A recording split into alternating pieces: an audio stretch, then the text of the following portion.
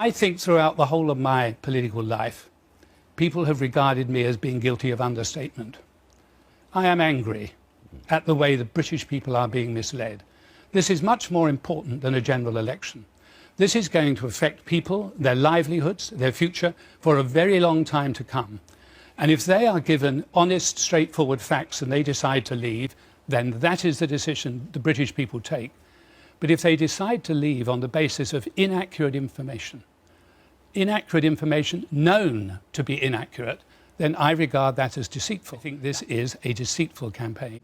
Picture a country going backwards, where workers haven't had a decent pay rise in 15 years, public services are on the verge of collapse, and where the gap between rich and poor grows year on year.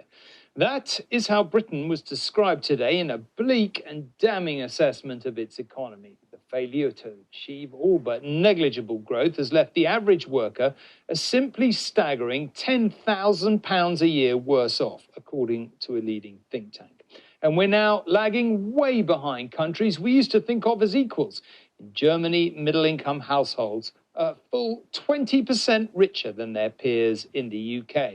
We'd be here all night if we listed the failings identified in the 290-page report, but put simply, in almost every sector, the UK is just not productive enough. And if there's any hope of turning the ship around, the authors say radical reform is needed. Typical UK household has a disposable income of around £32,000 a year, adjusted for tax and inflation. By contrast, the typical French household is almost £3,000 a year better off. The typical German household, almost £6,500 richer. And the typical American household, £20,000 a year better off. The picture for lower-income households is just as depressing, and over the last 15 years, the gap between us and them has got wider. Politicians and policymakers are not getting serious about the scale of the problem and the challenges the UK economy faces. They talk about world-beating this and world-beating that. Instead, they need to get real and think about how they work where we are now. Well, listen, I think a lot of people watching this, like, I was when I heard it today, will be really shocked by these figures. What are Germany and France doing right that we're not? Well, I mean, the Resolution Foundation, first of all, talks about us economic decline in relative terms, relative to countries we like to compare ourselves to, as you point out. The Chancellor doesn't accept this. He disagrees. He was today talking up all of our undoubted strengths as a nation, and also pointing out that there are quite a few countries that are struggling with economic growth. But there are several ways, Tom, to grow an economy. Economies grow when there are simply more people in the economy producing stuff. They grow when people are working longer hours and producing more stuff. But neither of those forms of growth necessarily leave people better off.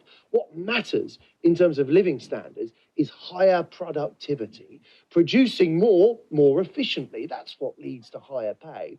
And it's true that several countries a lot of countries have had weak productivity growth since 2008, but in the UK it has been very weak. Now, a general election is around the corner. We've got all the political parties telling us they've got ideas about how to raise growth and productivity.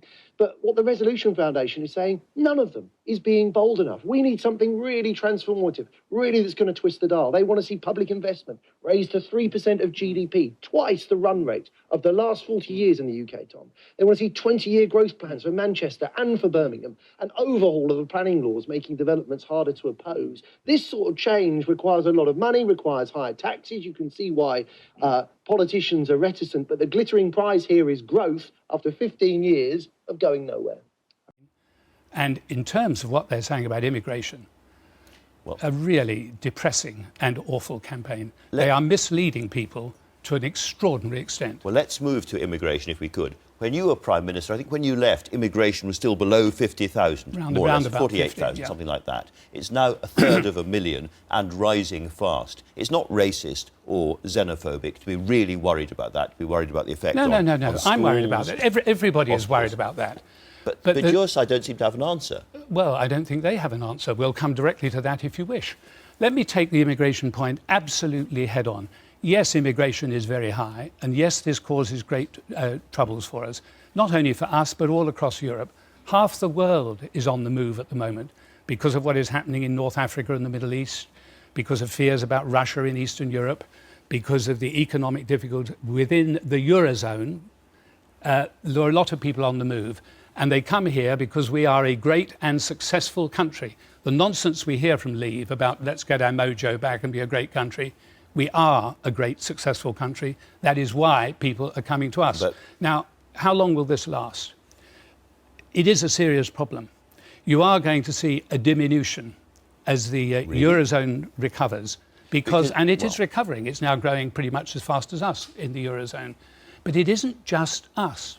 But the point that really angers me is the utterly false suggestion, repeated more than once, not in a single offhand remark, but in scripted, carefully prepared speeches, that we face the risk of 88 million Turks coming here.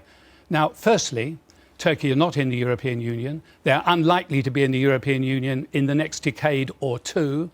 Even if by some chance they were, we are outside Schengen. Right. And in any event, Andrew, and in any event, is it seriously suggested, as they do, that all 88 million Turks would come here? Well, apparently, for our higher national living wage. On the one hand, they say migrants are depressing wages, and on the other, people are flooding in to get our higher national wage. It's nonsense. Let's be clear. Some really interesting migration figures have just come through. You had Brexit, the EU referendum, then you had COVID, so you can probably note that period there. So, migration dropping down a lot there, a lot of people leaving as well. But then it's those new Brexit rules and new immigration rules coming in that really kickstarts that big leap in migration, in net migration. And when you look at where people are coming from or indeed going to, well, this is EU citizens. And you can see before Brexit, it was relatively strong, hundreds of thousands, and then it's a negative territory after Brexit. That's EU citizens leaving the UK. Then you've got UK citizens, and then consider this,